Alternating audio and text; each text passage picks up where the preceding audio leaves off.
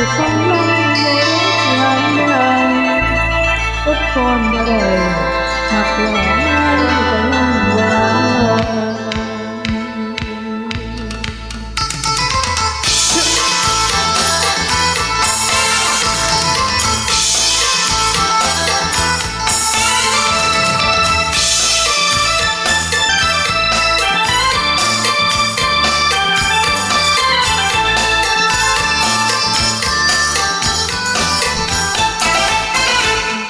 ใจบ่ได้เสริมใยรักตอนเจออกหักมาขอหอมปากหอมคอเป็นผู้สาวใจเก่ามานาน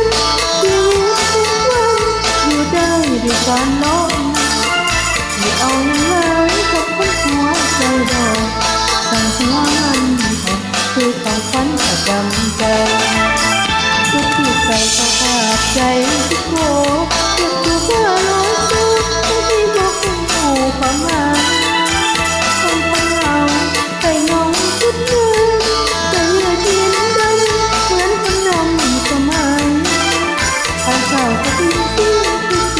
ยุคใหม่คุณดวงความมันอยากจะมาที่น้อง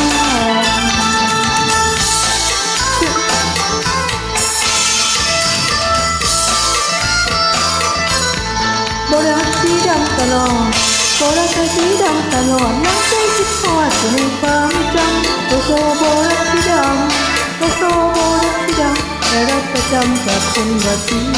ใจพอผู้ใดหัวใจก็เจ็บทุกครั้ง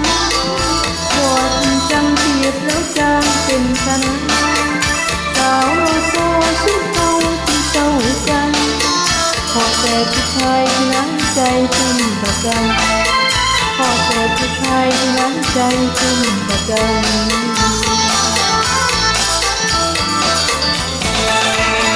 หัวใจบ่ได้เสริมใยรักอันเกินอกหักมาเป็นโบรักสีดำคนประจำที่ชอบฟังลำก่อนที่เดียวแต่นวลที่เป็นผู้จังหมอลำยังเข้าโซโซสุดอยากสุดช้ำจึงบอกต้องถามรักที่ยังอยู่ที่เข้าโซสุดอยากสุดช้ำอยู่ใส่ตา